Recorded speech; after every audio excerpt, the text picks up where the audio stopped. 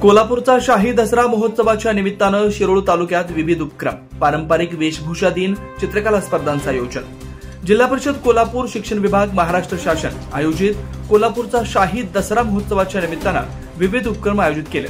त्यापैकी शुक्रवार दिनांक 4 ऑक्टोबर 2024 रोजी पारंपरिक वेशभूषा दिवस म्हणून साजरा करण्यात आला.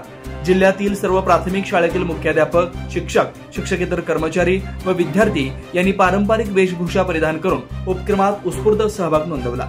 तसेच इयत्ता 7वी व 8वीच्या विद्यार्थ्यांसाठी चित्रकला स्पर्धेचं आयोजन करण्यात आलंय.